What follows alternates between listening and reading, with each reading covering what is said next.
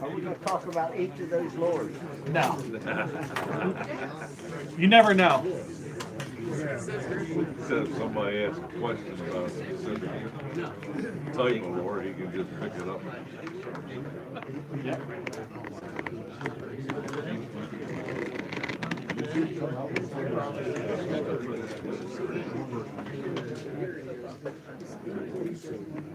How rare is it for a 20-inch or above in the river?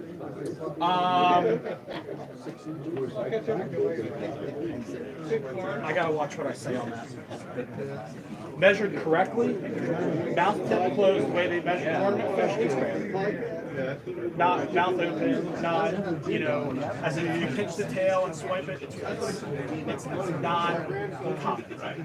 Now, a lot of people catch 20-inch fish, including guys, if they don't measure properly. Mouth open or roughly, people catch 20 without actually measuring. Does that make sense? We haven't had any that close to the matter whether or not Yeah, well, and that's the thing. I mean, That one big, the other up too. Yeah. That's the bigger. Out of my front boat. row, man. Oh, perfect. Out I of got my a front boat.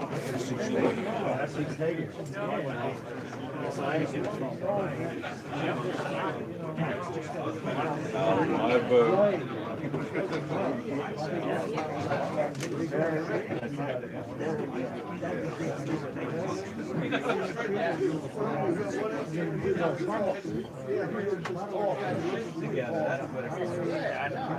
Get ready for the reaction. He saw my box, but he didn't realize what all was in it.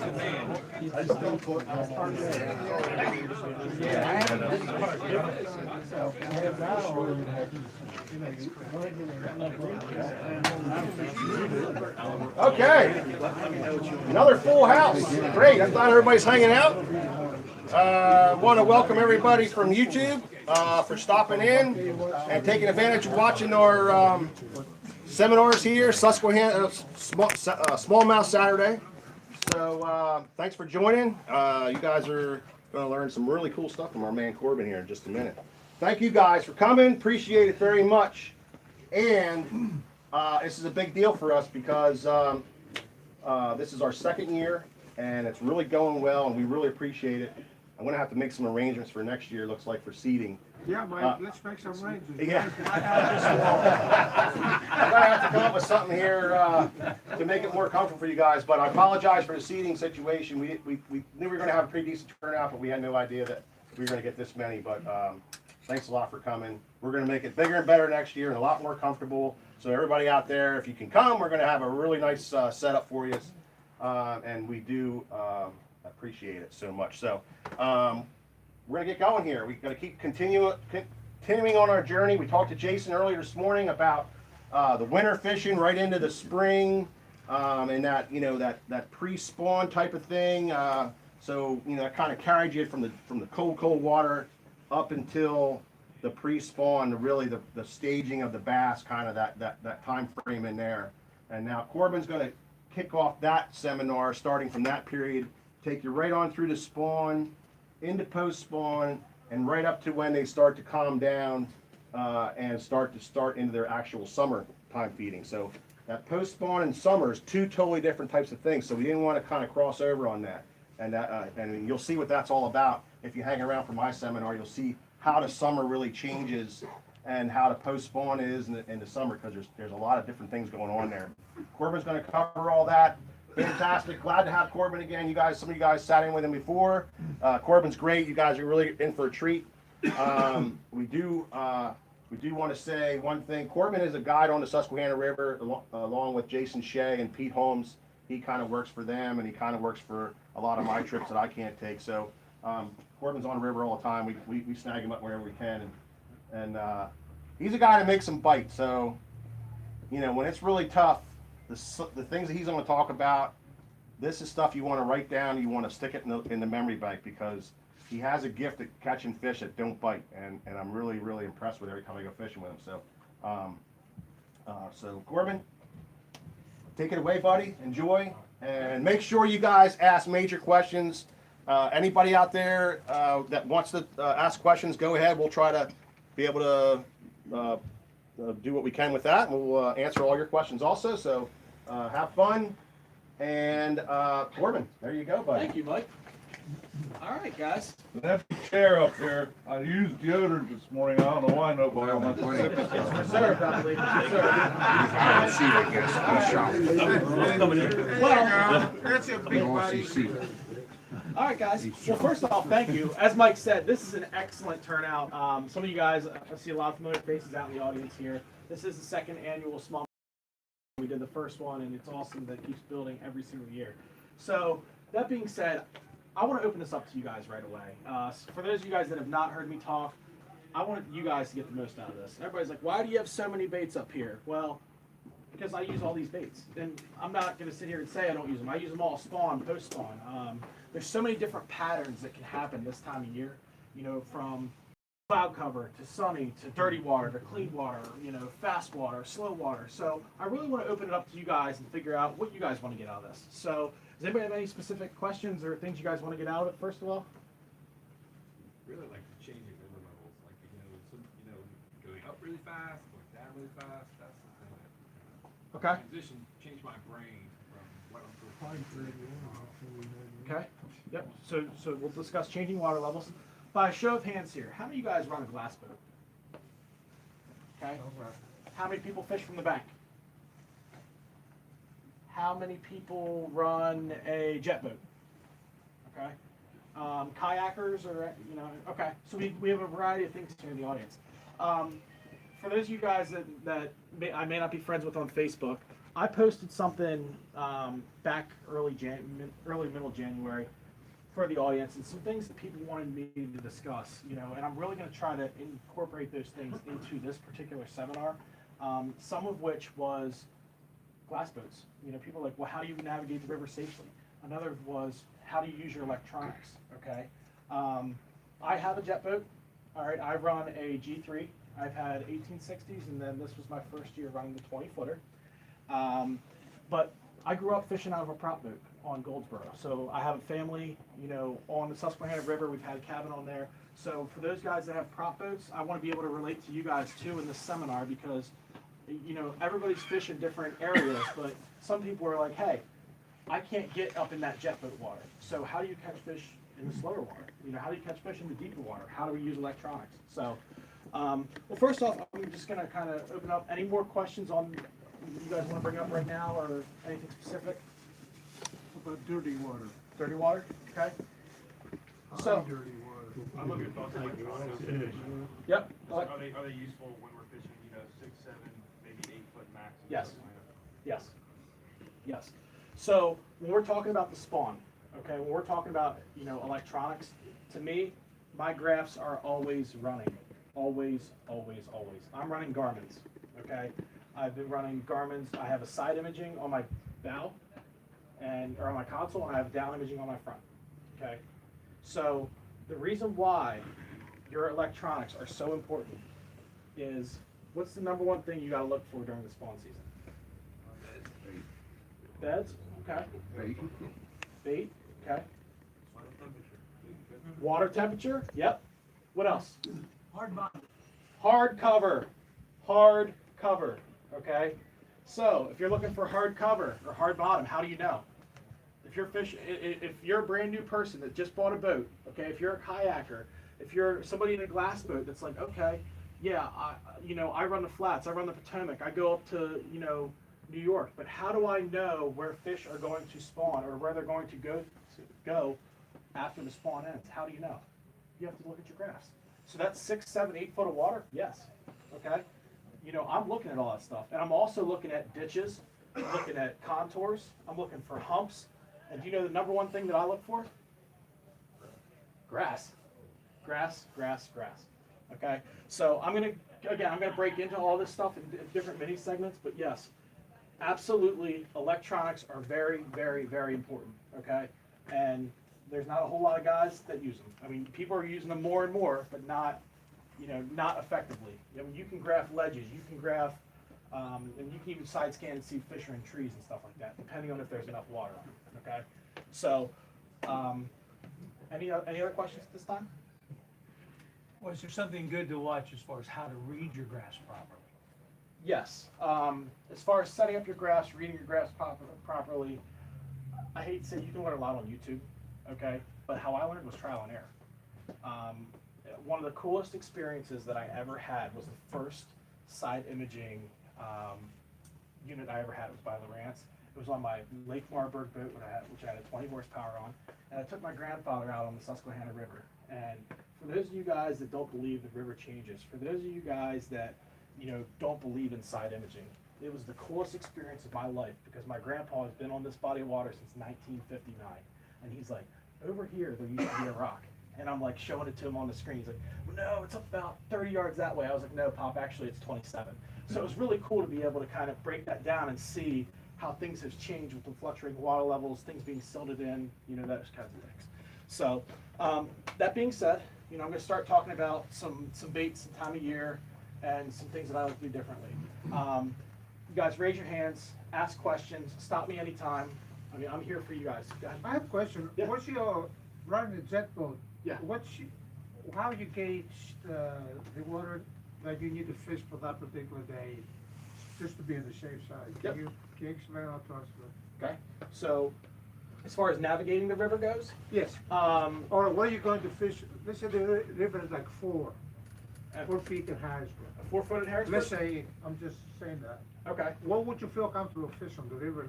You want to get in a little bit on that and give us an idea? As far as like where I would launch out of, Right. or so, I mean, depending on the river level and depending on the time of year, this is what I'm going to be looking for spawn and post spawn.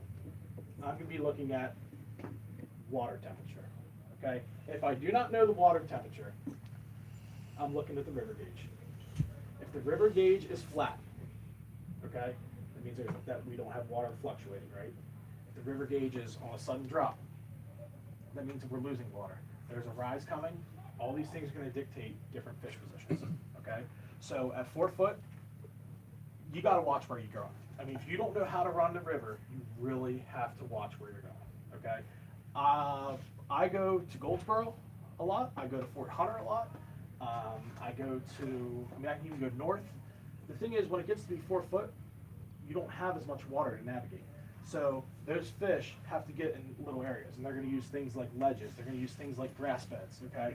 And I'm not talking about islands. I'm talking about physical grass beds, eelgrass, milfoil, hydrilla, the grasses that are coming up on the river. That's where I'm going to spend my time. Now, guiding, I may not spend my time there. But if I'm fun fishing, that's where I'm going to go, because those are where the biggest fish are going to be, are in that grass, okay? But that was a great question. Okay, so what are your guys' go-to baits this time of year for, spawn, post-spawn? How many people go with a tube? How many people go with a spinner bait? Swim bait? Ned rig? Okay, crankbait. So this time of year can be very, very difficult, right? Because everything's in play. So how do we figure out what we want to, what the big fish are eating? There's a couple key things that go into this. When we start in the creeks, a lot of fish spawn close to the creek mouths, right? Okay, so once that happens, a lot of the smaller fry and stuff will hang around some of the trees if there's current there. On a high, we were talking about rising river levels, okay? When the water goes high, those fish are going to go off the main river during this time, okay? So they're going to go into your creeks, they're going to go into your pockets or your slower calm areas, okay? And one of the areas, or one of the baits that I like to really go after them with is, for simple facts, I'm just going to talk about a Ned rig real quick here, okay? But I'll go more towards the Ned tube this time of year, all right? It's a little bit more of a bulkier bait. I don't know if you can see that mat or not, but cut it off here. But here's why I go for this. All right. Oftentimes, fish can be very, very finicky during this time of year, correct? Right? I mean, when it gets really close to that spawning period and you're around a wave of spawners, you have to pay very close attention. The difference between having a 50 to 100 fish day and having a 2 fish day can be in a bait. And I'm being 100% honest with you guys. Now, the other difference is you have to know and understand one key thing. Not every fish spawns at the same time, okay? Fish come in waves. As in, when you have any kind of a bass that is spawning right now, okay, there's a wave that's probably already spawned, and there's a wave that's still pre-spawn, and then there's a wave that's post-spawn. Okay, does that make sense to everybody? All right, so what are ways that fish are going to use to migrate towards spawning areas on the river? Deep channel. Deep channel, okay. Means with an L. Ledges. Ledges. Why are they going to use ledges? Save energy. Save energy, okay. It's easy food. It's an ambush point. Uh-huh, yep. So fish are going to use ledges because it's like a highway, right? It's the path of least resistance. They can follow the ledges, and guess what? You're going to have things like crayfish. You're going to have things like minnows. You're going to have current flow coming over those, okay? So that's why I start with the tube. And when you take the river system, okay, and you look at the Susquehanna River, I don't care if you fish from Williamsport the whole way down to the Chesapeake Bay, all right? What you have to focus on is this. You've got a left side and a right side, okay?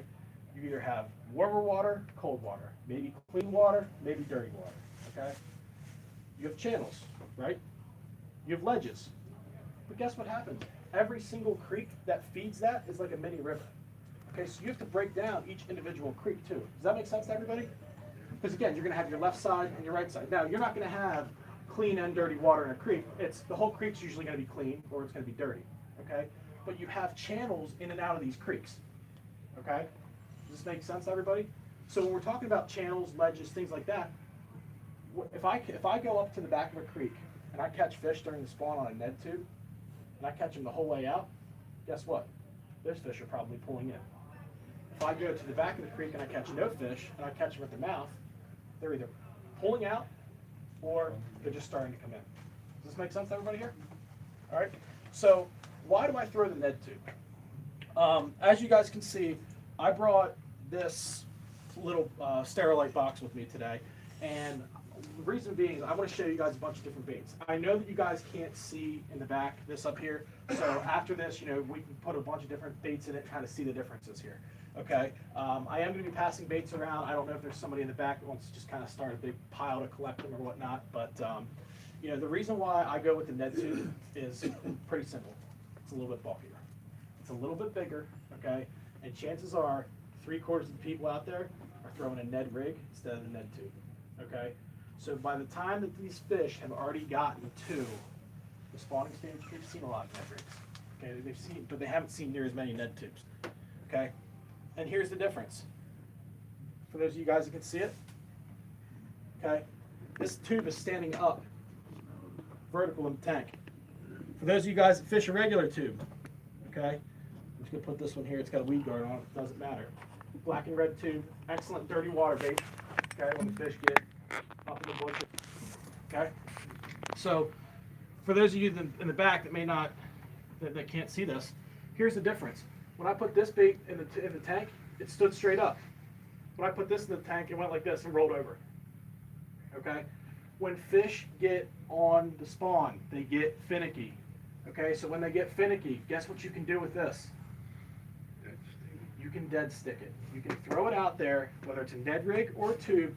You can let it sit there and let the natural currents of the creek, of the pocket, of the river, whatever it is, just barely move those tentacles in front of that fish.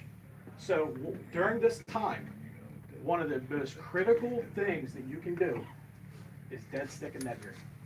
Okay? And when I say that, this is during the spawn, not post spawn. This is during the spawn. Okay? Dead stick and Ned rig. dead stick and Ned tube, okay? Depending if it's a warm spring day, you might even have a little hatch if you're near a creek mouth or something like that. And one of the other baits that I've had great success with is the TRD hogs. Okay, this is a great bait because there's not too many baits out there or things that smallmouth eat that doesn't look like a nymph or something like this. So I really start incorporating the Ned tube into my spring fishing 45 degrees and above. Okay, usually speaking. Same with the TRD hogs. All right, and the reason I'm saying that is for those of you guys that fish the river, how many times does a fish spawn the same time of year, generally speaking? How many people caught fish last year in the 40s where the fish were spawning? I did. I mean, I can tell you, they stayed in the creeks. They were spawning in the mid 40s. The fish were spawning. I caught fish in June that were spawning. George and I caught fish in July that were spawning. Okay, which was like what we called like the last wave. Now, the majority of your fish are going to spawn. I'm going to say mid-April to May time. Not when it's closed. Those fish, they already spawned, right? So, what I'm looking at doing is trying to take and catch those fish, that aren't sitting on beds. I want them to spawn and catch them when they're moving in and out. Does that make sense to everybody? Which is why the spawn can be so difficult. All right. So when we talk about that, one of the other big things, and I'm going to pass these around here, is. Hey, I got a quick question. When you're running that Ned tube, what jig are you running that on? The rocker Ned rig, or are you using a regular tube? So I'm using a regular tube. What I'm using is the Ned head. I'm using the TT Ned head, and there's one in it. It's a thicker wire hook. Okay. Now, if it's clear, I'm fishing braid to fluorocarbon leader. Okay. The reason being is with this new braid, this is the new Power Pro Super Slick 8 V2, awesome braid. I talked about this a lot at Bass Fest. I can throw this very, very far. Okay. So again, we're talking about finicky fish during the spawn and right post spawn after they're done. Every inch that you can get is an advantage. I promise you, if I'm in an area where I can cast further than you, I will catch more fish. Because here's why. I can go with a lighter weight, okay, barely get to the bottom, and I can basically finesse that fish into eating. Does that make sense to everybody? What pound is that? So, braid, I'm using 10 or 15 pound Power Pro braid, okay? And again, this is the new Super Slick 8 V2. And I'm using High Seas 6 pound or 8 pound fluorocarbon leader. All right? Leader. Huh? How long is a leader? Depends on how much you like tying that crazy Alberta or not. Right now, I probably have, I don't know, my leader starts here. So, and strength-wise, there's nothing, I mean, I'm a firm believer in this. I was catching massive flatheads on this in the wintertime, for those of you guys that heard about my excursions, on braid to floor leader, just 8 pound. I was catching 30 pound catfish. So, again, this is a very, very good technique. When it comes to all my other fishing, I'm a fluorocarbon guy, okay? I don't use mono. I don't like mono. I hate mono. I use copolymer for, clients or straight fluoro because I believe in what fluorocarbon can do for fish catching, okay? I believe in it. And I use High Seas, all right? And, Seaguard's good. I mean, I'm not going to sit here and say it's not. It's great. It does X, Braze X. But, I mean, I'm using High Seas. Okay? So, again. Bait casters and spinning rods? Yeah. Oh, yeah. Now, and people are going to say, oh, what do you use for topwater, right? That was my question coming up. Straight braid. Straight braid. Okay? And I'm going to talk about a riser bait here in a little bit. But, again, so as we're talking about, kind of little finesse tactics, I stick with, there's a variety of colors that you can use based on the watercolor when we're talking about Ned rig. If the water's dirty, okay, true dirt, like muddy, you're probably not going to find me in that, no matter what time of year it is, okay, unless I have to fish it. And if I fish it, I'm fishing it with big blades that thump, crankbaits that rattle, and chatterbaits, okay? And if I'm fishing it for big fish, all right? When the water's dirty, you know, and I'm saying 3 to a foot visibility maybe, you'll find me fishing that. I'm going to use a darker colored bait, something such as a black and blue, okay? A black and red tube is deadly, okay? Something in like in the Z-Man color, like a California craw, which is like a real dark green with red flake in it, okay? And don't underestimate the power of the deal. For those of you guys, you know, I have that color up here. I'll pass it around. Grab it here. That's what the tube is you're passing around. I Yep. think. Perfect. Yep. That's the color of the tube. It's got a white underside. It still shows very, very The well. deal. Yep. It's called the deal. So, I mean, again, just touching base on Ned rigs here. There's so many ways that you can fish it. Okay. This is another great color. This is Mike and George's favorite. It's called goby, green pumpkin goby, and they fish it with the weedless head. I'll get asked. I mean, are you a fan of the weedless head? It's a tough question. If you'd asked me last year, I said no. Ned head, I don't really throw the weedless. It has its place and its time. Okay, but with the weedless tube, you kind of have to have that in your arsenal. Okay, and I was not a fan of it until this year because of all the high water, all the logs, all the sticks, all the, you know, when the water got real high and dirty, guess where those fish went? They went to the bank. Okay, they went way up in the creeks. And those creek fish, yeah, you could catch them all day long on rock and hardcover on Ned rigs. But, so those bigger main river fish, they was in the bushes. And I'm gonna tell you how we caught them, post spawn and all that stuff too, with a jig. So, that's all, question? How do you fish that Ned rig in all that current? I mean, all last year, the water was so high, water was running all year long. So, you have to adapt. And when I'm saying adapt, you're either gonna have to use 1/5, or you can't be a spot fisherman. You have to scratch what you know and go fishing. Okay. So how I fished it last year, I just relocated. I mean, there were days I was burning 20 gallons of gas a day in my jet boat. Okay. But what happens is, no matter what happens when the river rises, you always have current pockets. Does this make sense to everybody on what a pocket is? Okay. Sometimes those fish are on the pocket. Other times they're on the seam. And when they're on the seam, it's game on. When they're in the pocket, it's game on. But I can throw a 10th ounce head in a pocket. I can't throw a 10th ounce head on the seam. Does that make sense to everybody? So like a lot of those islands and grass beds, I'm not saying it was unfishable, but you were gonna kill yourself trying to fish it last year. You're gonna have to anchor up. You know, I got a 112 Ultrex and it wasn't even gonna hold me out there. So, you know, if I fished that stuff, I fished it real quick, boom, boom, boom, because I knew where I was going next. Okay. Whereas in the creek, yeah, you can fish a 1/10 all year long. Maybe a 6 if it was a deeper channel.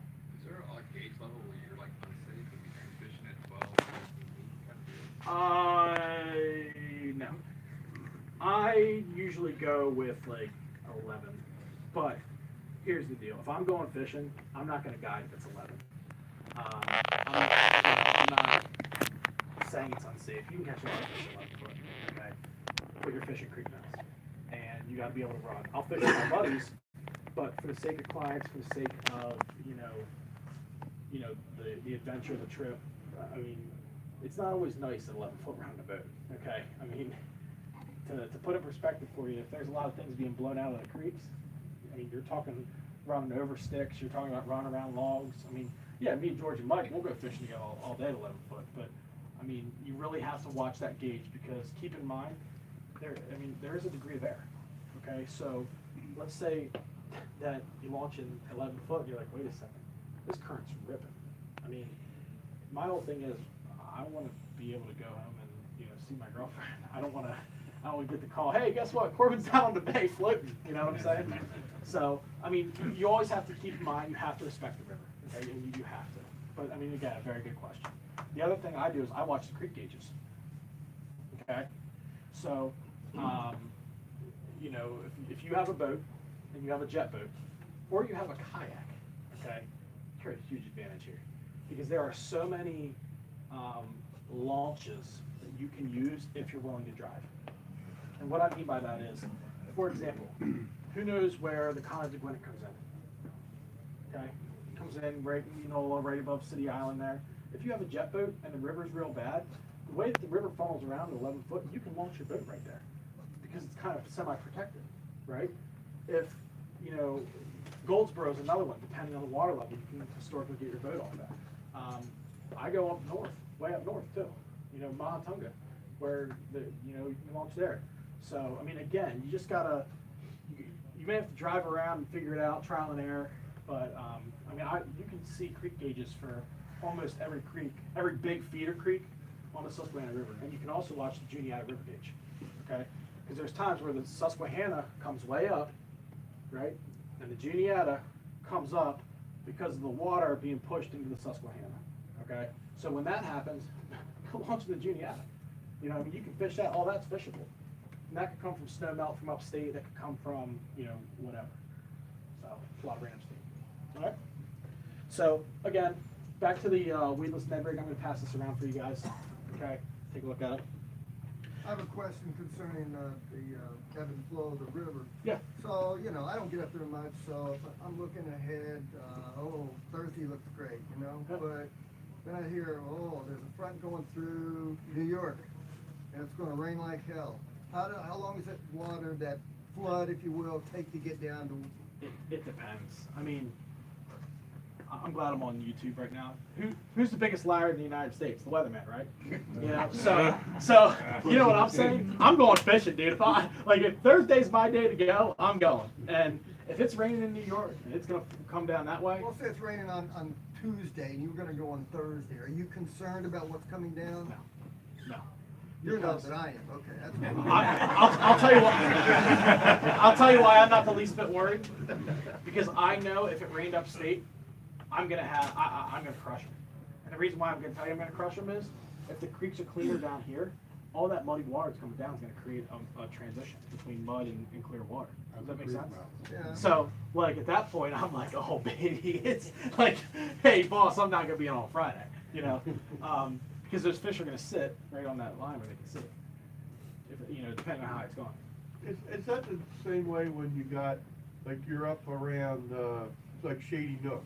Okay. And one side of the river is muddy and one side of the river is clear, and you got that line sometimes down the middle. Yeah. The old mud line technique. Yeah. Yep. Yep. Same deal. And that's a very effective post-spawn way of fishing too, is fishing mud line. So, but how many of you guys, you know, back to like the spawn and post-spawn, how many of you guys go with the jerk bait? I'm just curious. Jerk bait all the time? Okay. How many guys would think the fish are spawning, I'm not going to throw a jerk bait? Oh, good. That's one of my go-tos. Okay. Now, how would you guys, does anybody in here, you know, fish a jerkbait differently post-spawn than pre-spawn? Or a different type of jerkbait, maybe a different color? First one, different color. Normally, cadence is a little bit fast. Okay. Yep. Yep. Something with a wider wobble. Wider wobble, okay. Yep. So, and those are the key things that I do too, but I do a couple things a little different. If I'm in clear water, I downsize, okay? I go to the pointer 78. Here's why. Walleye spawn cold water, smallmouth spawn early in the year, both have a darker back, generally speaking, right? So when you look around and you see all the small bait, all the small fry, all the small fish, I'll go to something like this, okay? And I've caught some giant fish post spawn on the Ghost Pointer 78. Okay? Again, I'm going to pass this around for you guys. I'm also going to talk about some other key ones here. Okay? In addition to that Ghost Minnow one, I really, really like to throw these KVDs. And you're going to notice some of the crazy colors here that I'm throwing. Post spawn, I'm fishing for a reaction bite. Okay? I want that fish to react. So this one here, I believe it's called a purple-headed something. I can't really say what I call it, but it's like purple-headed, I don't know. But this one here is strobe shad. As you guys can see, chartreuse underside, bright back. There's one out there called it's Pro Dawn or Morning Dawn. Okay, again, bright colors, and the reason being, I'm fishing for a reaction bite. And you know what I'm going to throw these guys?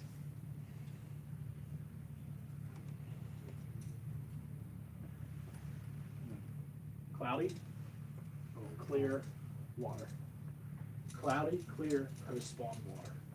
Okay? On ledges or on flats. Okay? Reason being, again, I'm fishing for a reaction bite. I mean, this thing right here, there was a day in April last year, end of April, where I had guys with me from New York, and we caught 158 fish in 4 hours on these, 2 at a time. I picked George up, we went out, and there was a day I had to get extra clothes brought to the ramp, and we proceeded to catch 200 more.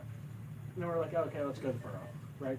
And the reason being, it was overcast, it was cloudy, it was clear water, and they were just starting to gorge. There was something about it. I mean, this bait right here is not real appealing. You know, pre-spawn, yeah, you may catch a couple on it, but when it's like when they get to that post-spawn and they just like get something real mad, it's like rip, boom, your rod's going the other way, okay?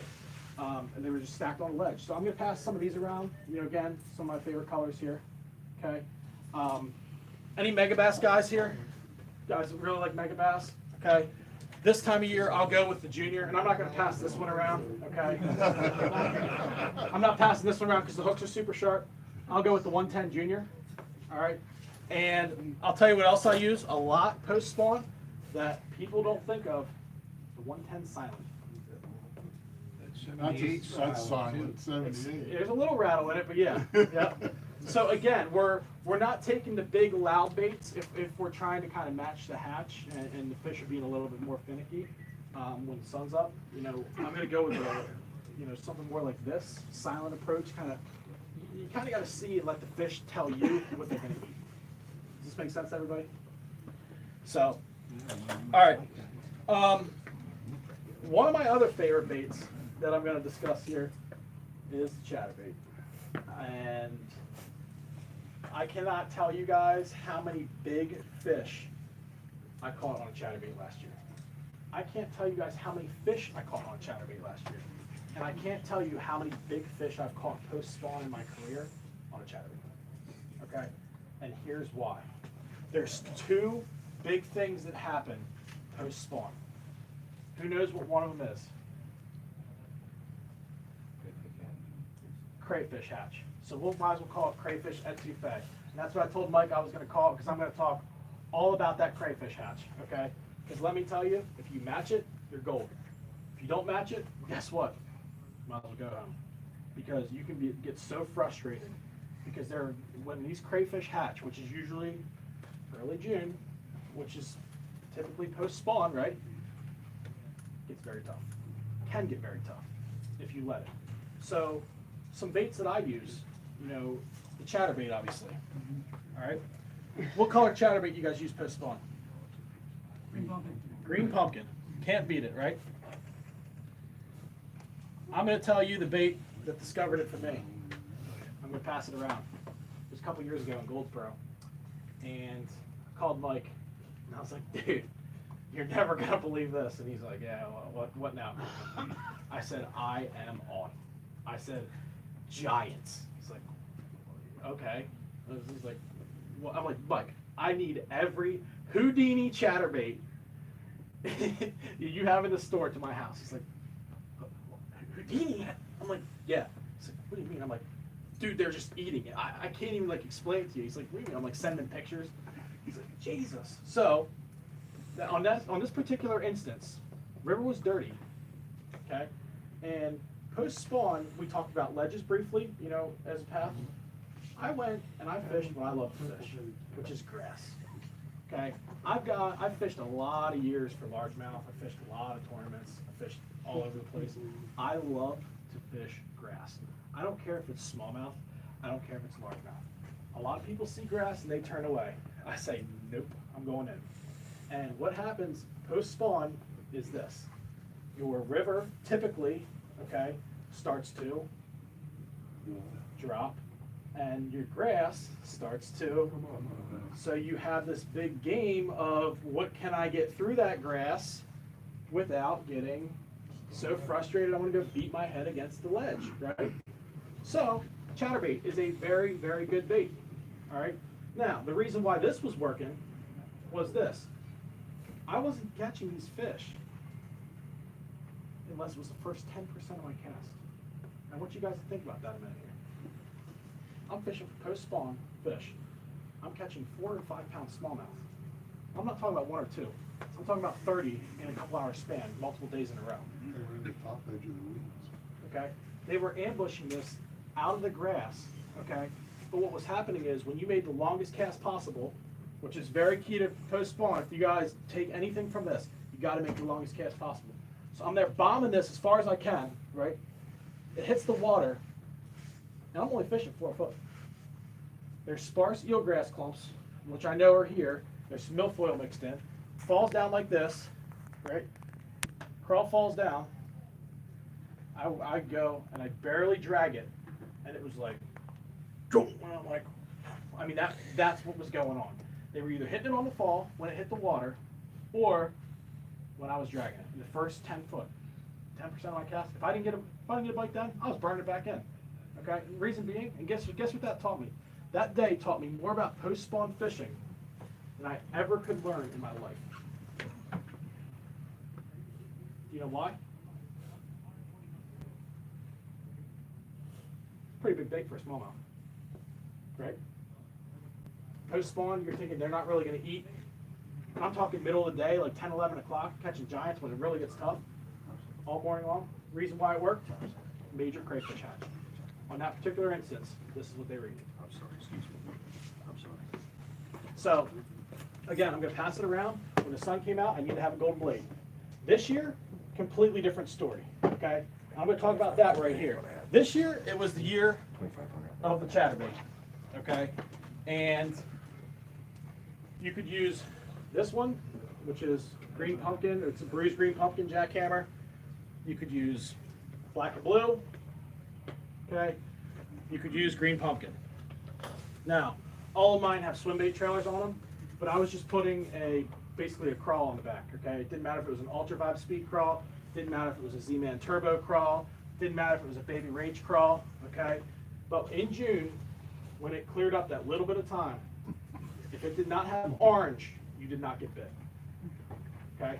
So we were taking chatterbaits, all right, dipping crayfish in orange, okay, throwing them as far out as we could chuck them, right? Corrado DC worked really well then, by the way. And as it hit the bottom, and you would reel it slow, the fish would just come and eat it. Okay? So again, we're talking about, 2 times a year post spawn, chatterbait, 2 completely different years, one standard year, one really unusual year like this year. Chatterbait producing quality fish and lots of them. And the reason being is this year they needed the green pumpkin blade. Okay? When you look at it, and again, I can show you guys more of this here. When you put this in the water, okay, you have the ability to do a lot of different things with this bait. You put a crayfish trailer on it, okay, in dirty water, guess what you can do? Drag it. Fish, a smallmouth is a predator. We know they're a predatory fish. So when you're dragging this, okay, and those orange claws are out there, the way this sits in the water, for those guys who are up there, see, it sits like that, okay? What's on here, okay, this right here is a little different. This is not an Elastec bait. Hey, what are you dipping in, the swim bait or part of the skirt? I'm dipping I'm dipping the crawl trailer in it. So I'm dipping the tips of the claws, okay? Okay. But when you look at this right here, okay, again, that is a Reaction Innovations Little Dipper on there, all right? And I have a jackhammer with a swim bait with a diesel minnow on it, okay? That trailer is sitting up. So at this time of year, when you're casting out a chatterbait and you're dragging it along, what do you think's happening when you're feeling it? You're kicking up mud.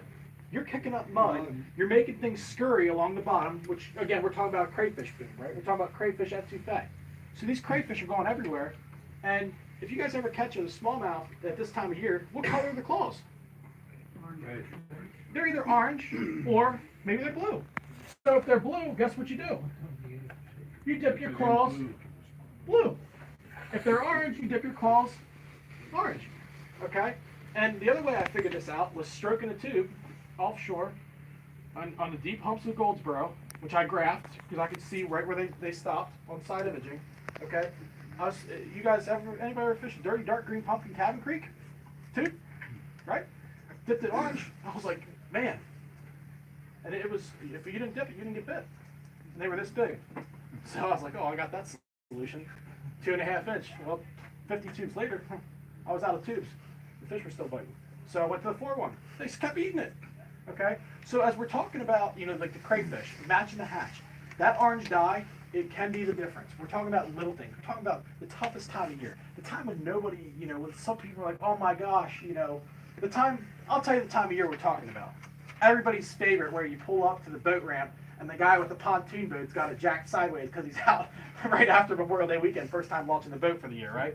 We're talking about that transition period when we're talking about crayfish going on in the river here, okay? And you got to get them to react. So when we talk about spinnerbaits, I'm going to talk about spinnerbait quick here. I'm going to pass these around, okay? I don't throw the bright blades, okay? I don't like a bright, flashy gold blade this time of year. I like $1 spinnerbait, $1 blade. Because, again, we're trying to get something a little bit darker. We're trying to basically match like a crayfish, okay? So they do make crayfish spinnerbaits out there, crayfish color. Again, this is the time of year when guys are catching them on. Does that make sense to everybody? Is this post-spawn. Now, back to, the bright color idea. When it's cloudy, first thing in the morning, you can bet this is going to be tied on. All right, because you will catch some fish on this post-spawn. Well, you can see that on those painted blades, first thing in the morning for probably an hour or so, as long as it's cloudy. All right. So again, as we're talking about just different techniques, different spinnerbaits, and the way that I fish them, I'm making that long cast. Okay. And this time of year, I'll use a 7-to-1, and I'll kind of burn them real quick, stop. If the water's maybe mid 50s, 60s, depending on the temperature, I may work it a little bit faster, I may work it a little bit slower.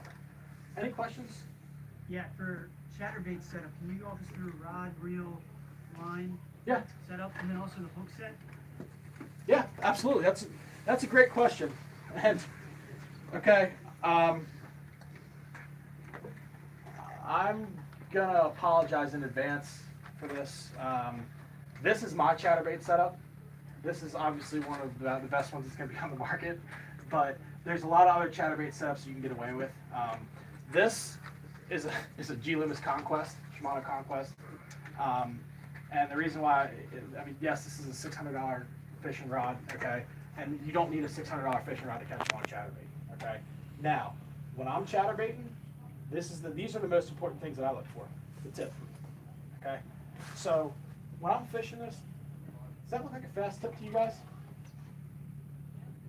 Absolutely, it's a fast tip, okay? I'm fishing it in grass. When I fish a chatterbait, I'm fishing it like a swim jig, okay? Like if I'm gonna drag it, first of all, I wanna make sure that if I make the longest cast possible, that I can get the hook penetration. Again, I'm also gonna tell you guys this. I'm telling you as of this year, unless it's got a gold blade, I pretty much fish a jackhammer exclusively. Or something with a black blade. And the reason being, you got a 4-aught hook. When you got a 4-aught hook, you get a better penetration, it seems like to me. I'm not losing smallmouth on it. I exclusively use 15-pound line, 15-pound fluorocarbon. Whether you're using high seas, 100%, I'm not talking about copolymer, straight fluorocarbon. High seas, 100% fluorocarbon, Seagar, Invisex. If you guys use Sunline, 15-pound, and 15 to me is very key because when I'm fishing this, I'm not trying to be nice to these fish. If they bite all the way out there, I'm setting a steal, and they're not getting off. Okay. You want a rod that loads the bait up enough you can cast it, okay? Because if your rod's too limber, you're not going to get a good hook set on it. Generally speaking, we're not fishing like the thick grass. When I'm talking about fishing grass, I'm fishing clumps. I'm fishing grass flats that aren't all the way up yet. I don't need to fish braid on a chatterbait because I'm not fishing the Potomac, okay? Does this make sense to everybody? So I'm using a 7-foot rod. I'm using a 6 2-to-1 reel. Okay, for me, you can use a 7, and I'm using a Corrado DC. Reason I'm using a Corrado DC? For one reason. I can cast it further. Okay, I can throw a Corrado very, very far, but the Corrado DC has been just phenomenal. Okay, so that was a very good question as far as setups go. Some rods that are out there, I fish Shimano and Loomis exclusively. So some other chatterbait setups that I have used are the E6X. Okay, I've used the G Loomis V6X. I've used the Shimano Zodius. They make a 7.2 and a 6.10 medium Zodius rod. I've used those for chatterbaits. They're great rods. But I mean, when push comes to shove, I like this setup right here. The medium heavy. Yep. And for those, are any of you guys big Loomis rod users in here? Okay. You guys know how they go by their numbers. You know, everybody's like, oh, what's a 4 power or 3 power? I'm using an 843. Okay. So this is an MBR, meaning it's a mag bass rod. It's not a super stiff taper. You know, flexes all the way down. I have the same rod as GLX, another great chatterbait rod. Okay. But yeah, I mean, that's a great question. Use that same rod for a spinnerbait too. Yep, I use that same rod for spinnerbait. If I had to fish one rod, that'd be it. And if I had to fish a second one, it'd be this right here, which is the 6.6 version. Okay, What was the other one, 7 foot? 7 foot. Now the reason why I like the 6.6 for jerkbait. This is my jerkbait rod. And Senko and spinnerbait. If I'm, you know, using things slow, a little finesse jig rod. This rod has a couple miles on it. What reels on that one? Chronoc, 8-1. So, yep. What pound test do you use on your jerkbait? And when the water is ultra clear, do you ever go lower than that, 15? Yeah. Yep. So I try to keep it very, very simple. Okay. And when I'm jerk baiting, I'm using 10. When I'm crankbaiting, I'm using 10. On a spinning rod, I'm using 8 or 6. Okay. If you ask if the water's clear, if I'm downsizing, no, because my whole thing is I won't go down less than 10. You can go to 8, but here's my thing. I've been using the same setups for years. And what I mean by that is I've been using 10-pound fluorocarbon for years for jerkbait. So if I go to 8, what do you think is going to happen? Relearn how to cast? It's going to cast. Okay, it's going to cast differently. Change your depth. It's going to change your depth. That's it. That's the key right there. Okay, it's going to change your depth. So I know right now where I can go on the river at what height, based on what depth, and fish a jerkbait, whether it's a pointer 100, a mega bass, X-Rap, or a Strike King jerkbait. Those are the 4 that I fish. Or the squad minnow, that's a big one I fish too. Okay, how deep that jerkbait's going to run, and my odds of getting hung up.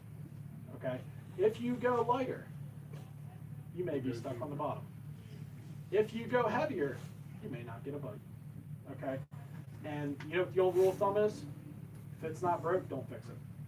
So you know it's kind of I played around for years with 12 and 10, and I went with 10 because I really felt that 12 wasn't really gonna. I mean, 12 doesn't make a big enough difference for me to go to that. If that makes sense to everybody. You know, I'm not getting. You know, I'm not losing enough jerkbaits on 10-pound test that I feel I would need that extra 2-pound strength for what I'm going to sacrifice with diameter. If you're fishing high water, like we had this past year, Yep. are you fishing any deep diving jerkbaits? Yep. Absolutely. Yep. And that's the other key thing is when the water was higher, I went to a deeper diving jerkbait or a jerkbait I knew could get deeper. So you guys know what are some jerkbaits that can get down deeper? KVD, deep under or something like that? Okay. Yes, there's a KVD deep diving jerkbait. Yep. Rogue 10. Okay. Stacey. Mega Bass has a deep diving one, which, by the way, we're all here for Smallmouth Saturday, right? George showed it to me today. I haven't been in the shop in 2 weeks. It's been, you know, shame on me. It's been 2 weeks since I've been in here. They just got the new Mega Bass in, the 110 plus 2. It goes to 12 foot on 10-pound test. Okay, they just got them in. So I encourage you guys to definitely look at those. But generally speaking, if it's higher water, I'm going to throw a pointer 100. Because I can get that pointer down deeper than I can a mega bass, than I can a squad minnow, although a squad minnow gets down almost as deep, okay, on a setup that I'm fishing, okay? And I can let line out, the back and really twitch it down if I need to, okay? Or I can rip it cross current. Does that make sense? Pointer 100. Pointer 100. That is like, pointer 100, Jackal squad minnow 115, they're You ever definitely use a deep pointer? You can, but so the whole deep dive and jerkbait, here's the thing that you run into, okay? Well, it's not even so much that. It's if you don't have confidence in a deep diving jerkbait, I promise you, if you don't force yourself to throw it and figure out when and how it works, you know what you're gonna do? You're gonna buy one, you're gonna throw it in your box and not use it again. How many people have done it? I have. Here's why. We fish a jerkbait with a smaller lift, right? Guess what happens on the smaller lift? How's it go? Right? When you use the deeper lift, guess what happens? It's almost like a search bait, right? So like when we're trying to fish this in current, right? And the majority of our fish that we're catching, if we're catching it on a dead stick, we can get away with the deep diving jerkbait. But when we're catching it on the jerkbait bite we all like live for that never happened this year except for 3 days, the ripping where you like, you know, it's twitch like boom, you're not getting that true as much erratic action out of that bait, you know, with the deeper diving ones. At least that's been my experience, because you're getting more of a, you know, whereas fish you're getting a pop, pop, pop, pop. You know what I'm saying? So, any questions on that? Just a quick one. I know it's smallmouth Saturday, but largemouth on the river. Are you doing anything differently? Says the guy that caught a bunch of 6-pounders. Well,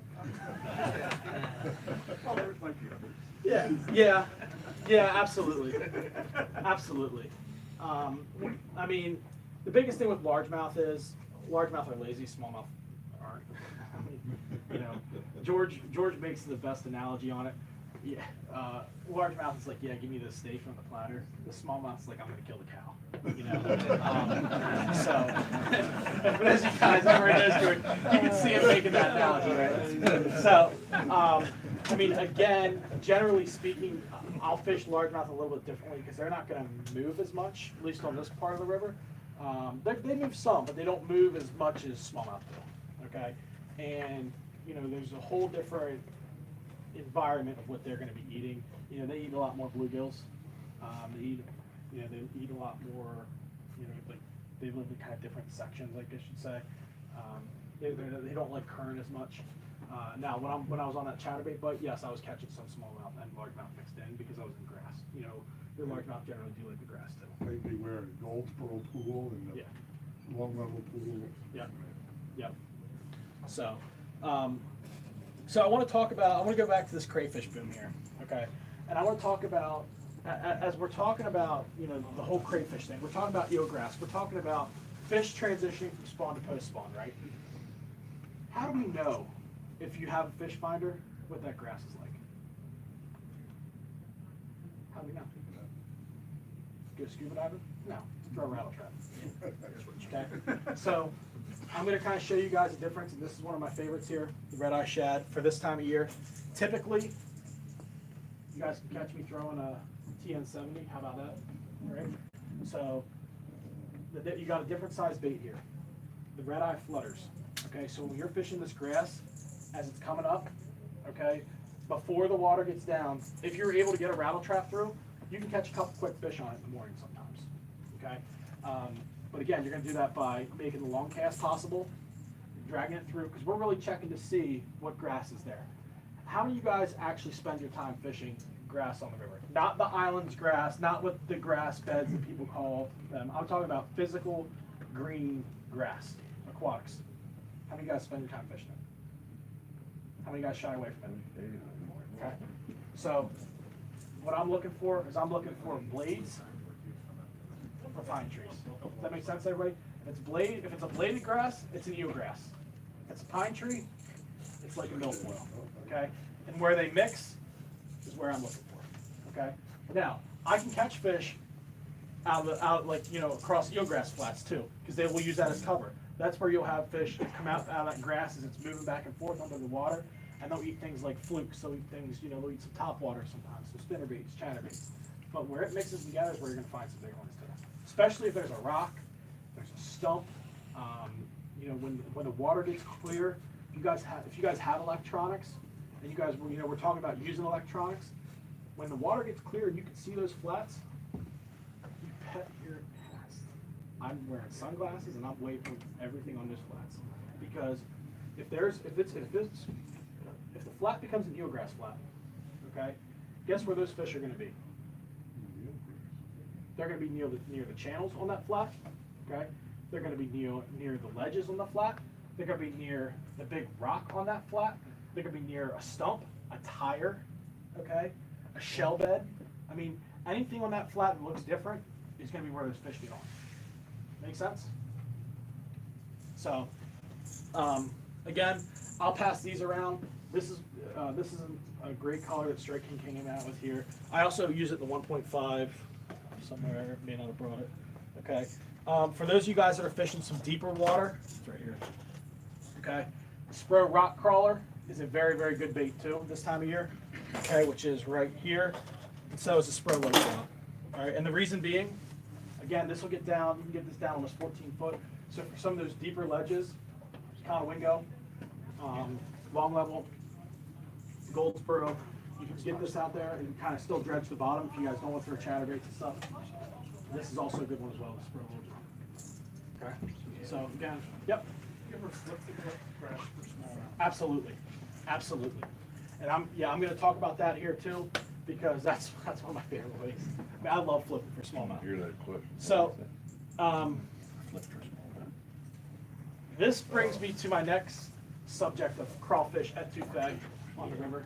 Hi, Gabe. Sorry, guys. The jig. If you guys are not throwing a jig on the river, shame on you. Okay, this is the time. This time, high water. And I'm not talking about a jig, a little jig. I'm talking about a big jig and a little jig, and when to throw them and where. So if you take this right here, that's a pretty big jig. Okay, this is actually the Strike King structure jig by Denny Brower with a full-size rage crawl on it. All right, I will take this on those humps, on those flats, in those troughs. Right, you know what we're talking about on those flats now, right? I will make the longest cast possible. Okay, 3/4 of my bites come in that first 10%. So again, let's take this back when we talked about the chatterbait. You guys see a pattern here that we're talking about. We're talking about a super long cast. We're talking about a bait falling down and getting a bite within the first 10% of the cast. All right, make sense? It's pretty self-explanatory, right? No, not necessarily. Why are they eating this? Looks like a crayfish. We're dragging it. When you're making your long casts, are you ever targeting up current, down current, right across it? Is your boat below and you're fishing? Great question. So depending on the scenario, and I'm not trying to like dodge the question by any means, but the great question is when you're making this super long cast, where's your boat position and are you making it upriver? So if you look on your graphs, you're looking at your side scan, you see a trough, or you see a long flat of like skinny water, or not skinny water, but just a flat, calm spot of water. That's where I'll be a little bit more creative. Okay, I'm not going to throw this jig in fast current, not the structured jig. I'm going to talk about swim jigs. I'm going to throw this on those flats, and you can kind of fan cast it 360. Okay, reason being, typically your fish are going to face towards the current, but on the flat sometimes they'll face this way or this way, so there's nothing wrong with kind of fan casting it. But again, excellent question. So I'm going to pass this around for you guys too. On my jig setup, I use a different rod. Okay, I'm using a stiffer rod, which is from the G Loomis Jig and Worm series, but I'm still using 15-pound fluoro, and I'm using the heavy. All right. Reason being, if I get a bite from here to across the road, I want to drive that hook. All right. If you can't drive that hook, you're going to lose that fish. If you're getting a bite, okay. If you throw a topwater bait all the way out there, right, and you get a bite and you can't set the hook, what's the point of making a cast, right? So I'm using an 8-to-1 reel, right? Because I'm really just trying to get that hook in that fish and get it in the boat. And if I don't get bit on the drag, I'll pick it up and I'll flutter it almost like you would a flutter spoon. Does that make sense to everybody?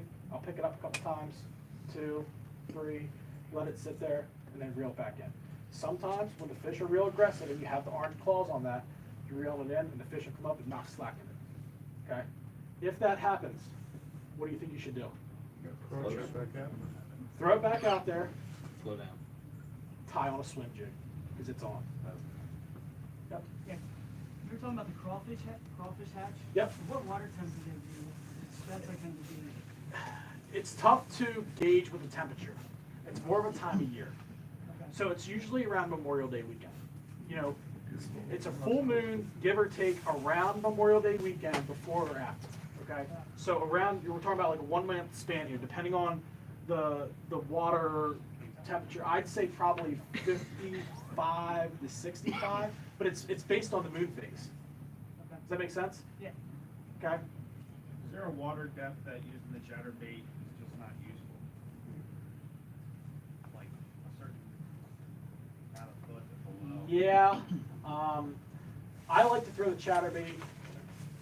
I don't really throw the chatterbait in an inch of water, to be honest. Like, I don't, like where some people throw it on the bank, you can do that, but I'll resort to a bigger, like just a single swim bait, which I'll talk about here too. Just rolling down the bank with that, looking for cruisers. But I mean, with me and the chatterbait, I usually fish it less than 10 foot. Now, I will go upwards of 15 to 20 foot if I fish deeper water. Does that make sense? But how many people here know where the Statue of Liberty is? Okay, you're not going to see me up there rolling a chatterbait looking for post-spawn fish, usually.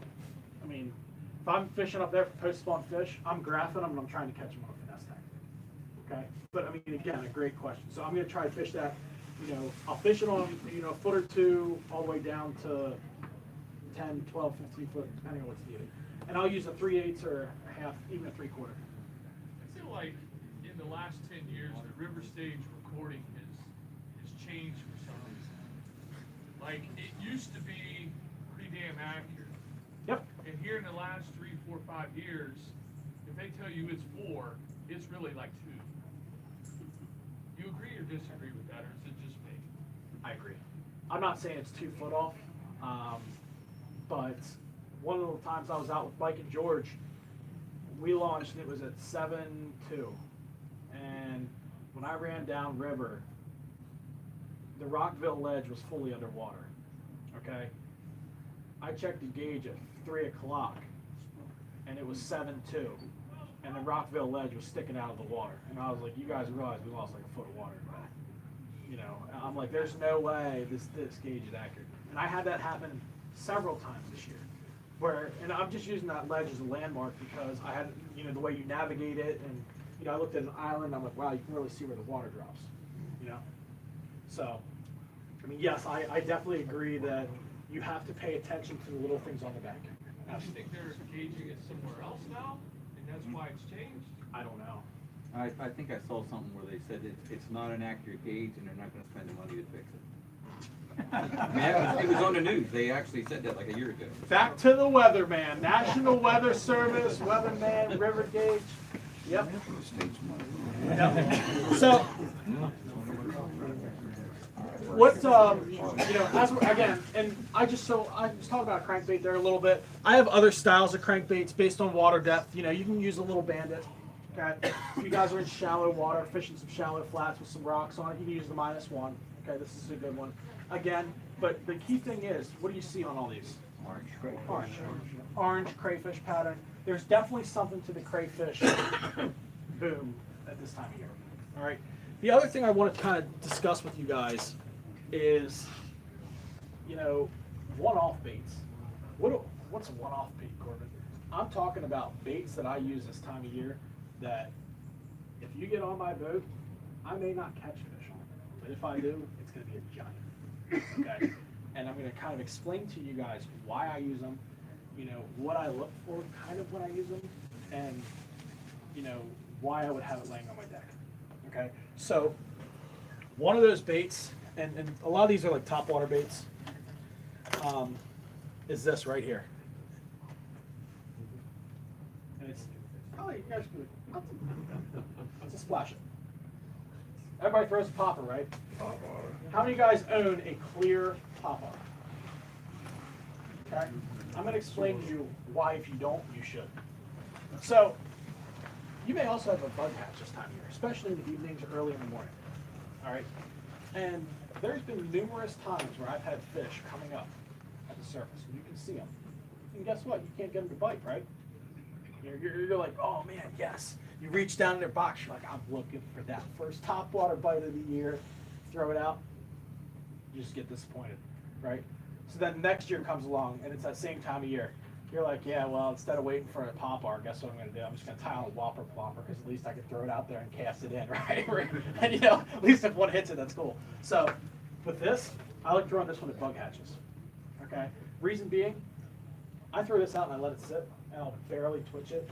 And if I don't get a bite in like the first minute, I'll reel it back in. Okay, and I'll try it again somewhere else. I mean, I'm using it as a locator because you're not gonna go out and wreck them on this. If you're gonna wreck them on this, it's gonna be early in the morning, but it's not gonna be a clear one. If you're gonna catch them on the clear one, it's gonna be when the bugs are coming up. Because the only reason I'm throwing this is because, They're hitting the feather. right, they're hitting the feather. I'm trying to catch a fish on the feathered treble, which is why I'm carrying a clear popper. Does that make sense to everybody? So, when does this happen? How about an mayfly hatch? Right? How about any hatch? I mean, why am I gonna throw clear? Because if I put a treble on a hook, I can't cast it very far, right? You know? And here's the other part. If I throw this out and let it sit there, that looks pretty cool, right? The natural current's just gonna move it back and forth. It's kind of like fly fishing, I guess you'd say, where you let the fly drift down. That's kind of what I'm doing with this, just letting it tease some fish. And a lot of times how they eat it is they just suck it under. So, again, I'll throw this on braid. If it's clear, I'll tie it straight to the 15-pound braid on a spinning rod. I'll cut the leader off and just use that. That way, because I can throw it so far away from the boat. Does that make sense? All right. So again, I'm gonna pass this around for you guys. All right. Oh, you're good. Whopper ploppers. Okay. This time of year is about when the whopper plopper bite can start. All right. So when I'm fishing a whopper plopper, I'm gonna fish black or white. And you know, if it's real clear, I may go to like the shad, or not the shad, the trout color, or monkey butt. But I'm sticking with black. And if I catch a fish on this midday, on like the head of a grass bed or the head of an island, right? It's gonna be a giant. I can tell you guys that right now. Or it's gonna be a little one. I mean, you're not gonna catch a lot of fish on it. Okay, if you catch a lot of fish on it, it's because you caught them in the morning on a ledge. Does this make sense to everybody? So, where I do this, turnpike bridge, low turnpike bridge and all those ledges. I mean, everybody likes a good topwater bite. Doesn't matter if the fish is 5 inches or 5 pounds. It's just cool to catch one. You know, if you catch a couple fish on a topwater, you're like, hey man, it's been a good day, right? There's just something about the thrill of that fish coming up and eating the bait. All right, that's why we all buy expensive topwater baits, and we're like, yeah, you gotta have it all times. So, I mean, again, this is one of the ones that I go to, but back to that key principle: super long cast. Fish are skittish this time of year. Okay, I mean, dirty water you can get a little bit closer, but generally speaking, when that water gets clean, you gotta make that long cast. Okay, so I resort to 7-foot rods, 7-foot spinning rods. Okay, my #1 spinning rod that I use is an NRX. It's a 6/8 medium, extra fast staper. Okay, I will use that, but I'm using the 7-1 this time of year because I'm throwing it as far as I can. Okay. What about the whopper ploppers with rattles? To me, I don't break it down that much. I'm more like, if I'm throwing this, I'm looking for a reaction. If it has a rattle or not, you know, good. Well, I mean, me and him were fishing together with the same color, same size, Yep. same boat, throwing at the head of an island in the morning. I had 6 fish, he had none. Okay. He's reeling it back. I said, I don't understand what's going on. So I'm watching YouTube and they say, oh, well, you got rattles in your whopper plopper, there's different ones, blah, blah, blah. So I run out to my boat, get my boxes out, and I'm shaking them. I got 2 with rattles in, and the one with the rattles in was the one that was catching fish. And like I said, we're fishing the same boat, just reeling it back. What else, you know, there's not a lot of change up there. No, and I mean, they can make a difference. He called me out around mine didn't rattle. But, I mean, to me, I think it's all reaction bait. And, you know, the other thing is people will ask, well, how much time do you spend? How much time are you going to spend on an island?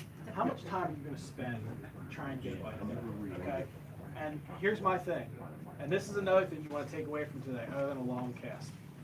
If you do not have confidence in it, you need to continue to either look at the day as this. You're either A, going to try to develop confidence in a bait or learn something new, or B, go back to what you know. I mean, at the end of the day, you're going to get frustrated if you're like, okay, I'm going to try this, I'm going to try this and that. When I go fishing, every day I put my boat in the water. is a new day. Yes, I have experience. I'm going to build upon experience, okay? But every day is a new day. You can't always fish history. You can't go to that spot. You know, if I caught a fish off this side of an island where the water's mixing like we talked about earlier, guess where my next spot's going to be? I'm going to go try to duplicate that pattern. Okay, if I find a little trough on the back side of an island with knowledge that I know, I'm going to go to a place where there's another trough on the back side of an island where the water's mixing together. And usually, I'm going to catch a fish. Okay, so that's where I'm kind of talking about patterning fish, looking for different patterns, post-spawn patterns. You know, we got major factors coming in here. We got crayfish boom, okay? We got a lot of pressure on fish, all right? And we got a lot of changing conditions. So I'm going to open it up to you guys here. I mean, I got a lot of other baits up here that, you know, we can talk about after this, but for time's sake here, I want to open up for questions. What's the best time to throw a whopper popper? What time of year? I'm gonna let you talk to Mike about that. Because Mike's talking about topwater at the next one. Mike and George. I'm like the section that I'm covering is mainly the beginning part of that. I like it to fall personally with the summer, you know. But you know, I'm kind of like basically the time that I'm talking about is up through mid-June, mid to late June, where that topwater bite's just kind of starting to turn. Make sense? So when you ask what the best time to throw it is, it's probably not going to be during this time. But you can't rule it out. What are you throwing through beds during the spawn? We're not fishing bedded fish during this. You're not supposed to be fishing in the time frame. So you can, I mean, one of the great baits that you can catch fish on beds at any time is the wacky rig Senko. Right. Okay. One of the other great baits you can catch fish on is a Ned rig. One of the other great baits you can catch fish on is a tube. Right? And one of the biggest baits that people don't throw enough of is a drop shot. Oh, I love the drop shot. Because you can throw the drop shot and just let it sit there. Okay. Now, if you're gonna have some fun, throw a jig. You know, there's something about catching a fish on a jig is usually a better fish. So, yep. What about a swim jig? You ever? Yep. Yeah. I do fish a swim jig. I fish a swim jig a lot, especially when I'm covering water. You know, now when I'm fishing a swim jig, it's those days where it's bluebird skies, super high pressure, okay? That's when I really like to fish a swim jig. Now, I also like to fish it when it's cloudy, but the reason why I'm going to fish it when it's really high bluebird skies and sunny is oftentimes those fish aren't going to be as aggressive on the chatterbait, okay? And the key with the swim jig is just like that big jig that I passed around. It's super long cast, okay? Now, the difference is when I'm fishing this, I'm going to fish this a lot different than I'm going to fish the big jig. Because the big jig I'm going to drag, right? On the swim jig, I'm going to do a little bit of everything. So I'm going to make the longest cast that I can. And if you guys, we're talking about on a flat, there could be a channel, there could be a creek channel, there could be, you know, you could be fishing a ledge, a drop. I'm going to try to parallel this from where I can see the bottom to right where I can't see the bottom. Does this make sense? So at this time of year, you have a flat, you have a trough, you have a flat. I'm going to fish this right on that flat and trough drop. Or I'm going to fish it through the grass. Make sense to everybody? What kind of retriever you doing with that? You have to let the fish dictate to you. So I'll throw it out, long cast. I always let it get to the bottom. Always. Always, always, always. Because, again, if I'm getting bites on my first 10% of my cast, which is usually true in the post-spawn room, why would I not let it get to the bottom? So then I'll burn it, or no, I won't burn it, I'll reel it nice and slow, okay? And every once in a while I may shake it or I may twitch it. Now, when you're throwing a swim jig, for those of you guys that don't do it a lot, you have to be able to feel when your jig is not swimming. What I mean by that is, if you're fishing grass, you need to be able to feel with a rod if you got grass on your swim jig. Otherwise, guess what? You're just be burning grass every time. So you need to be able to feel enough that you can pop it and shake that grass off if it gets on there. Does that make sense to everybody? Okay? It's not like a chatterbait where if you get grass on a chatterbait, guess what happens? It doesn't chatter. Okay? So, you know, again, I'm using that exact same rod. I'm using the G-Loomis GLX, very sensitive, 15-pound fluorocarbon, 8-to-1 reel, because I want to reel it slow, but if a fish eats it and it's swimming at you, gotta catch up to it. If you don't catch up to it, you ain't gonna hook it. Okay? And I'll oftentimes go to a 1/4 ounce. And I'll use a baby rage crawl or ultra-live speed crawls for that. How much record keeping do you do on your fishing trips? I mean, do you come back and keep like a diary or anything? No? Up here. It's all up here. Yeah. Yeah. I mean, some people do. Here, record keeping is a very, very interesting topic. And you can talk about that for days. I will tell you this. If I keep track of anything, which I don't write anything down, I have ADHD, so I'm not all about record keeping. To me, I'm like, yeah, okay, next thing, but squirrel. But anyways, if I'm doing record keeping, I'm keeping track of the river gauge. Your what? The river gauge. Now, you guys are probably like, okay, well, how many of you guys know that you can look up previous river gauge history? Any of you guys know that? We learned it from the first session. You can look up previous river gauges. Okay, so if you know that you caught them at Memorial Day weekend at this place, you're like, man, I don't remember what the river level was. You can look that up. So a lot of that record keeping that I would look for would be river height, whether it was rising or falling. But because I can find all that now, I don't have to keep as many records. Does that make sense? Yep. So, and again, back to my mentality is every day is a new day on the water. So, yes, I build upon what I know, but I'm also not just gonna, go fish this because I caught him this time of year. For the whopper popper, Yeah. 2 questions. Number 1, what size do you use? And then number 2, you said black and white. What conditions do you use black versus white? So I use black. If it's dirty water, I'm going to use black usually. Now, if it's clear water, I'll use black when it's overcast or what. To me, it's pretty simple. Bass either eat black or they eat white. Generally speaking, I use the 90. Now, I'm not afraid to use the big one. That's a different time of year, but I use the 90. Yeah. Looking at the size of the jig there, how do you not get snagged every cast? Which one? Probably like a half ounce or like a 4-inch trailer on it. Yeah. I mean, like, Well, so I'm not going to throw that in a foot. yeah, right. Okay. Yeah. And keep in mind, I'm going to throw it as far as I can. Uh-huh. And if if you're looking for snags, take that rage crawl off and put a different trailer on. What you guys have to keep in mind is, and I'm glad that you bring this up, because this is the whole key to success, whether it's a chatterbait, whether it's a jig, or whatever it is. That trailer displaces water. Okay? So you're like, oh my, like you said, your reaction was perfect. How do you not get snagged in it? And thank you for asking this question. Because the water, that rage crawl displaces so much water that it slows the fall rate down. Does that make sense to everybody? So if I take a half ounce weight and I put it in there, or I take that jig without that crawl on it and let it go to the bottom, am I gonna get snagged? Yeah. If I take a chatterbait, a 3/4 ounce jig, and I put a Z-Man plastic on it, it's not gonna fall as fast as something with a rage crawl, because the buoyancy of the Z-Man stuff folds, right? I'm using 15-pound line, a little bit more buoyant, even though it's fluorocarbon, right? So all these key things, key factors go into why that jig doesn't get hung up. And if it gets hung up, I'll go to 3/8. Yeah, right. So, or I live in Goldsboro, so yeah, you probably fish the same, been around the same spots you have too. Yeah. Those rapids and stuff. I mean, after you lose $30 in one hole, you're like, all right. Guess what? So I'm not throwing that jig. I'm not throwing that jig in fast water. I'm throwing that jig offshore on humps. Yeah. If I lose that jig, you know why I'm losing it? Because I'm hung up on something that I can't quite reach it with the tip of my rod, or a fish broke me on it. Make sense? Moon, like before or after the full moon? Full moon I downsize.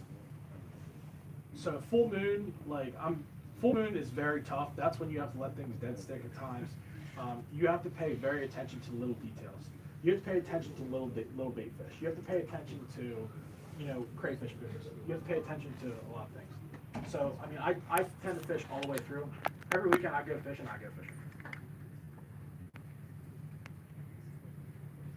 All right. doing, Corb? Good. Questions? I'm answering questions.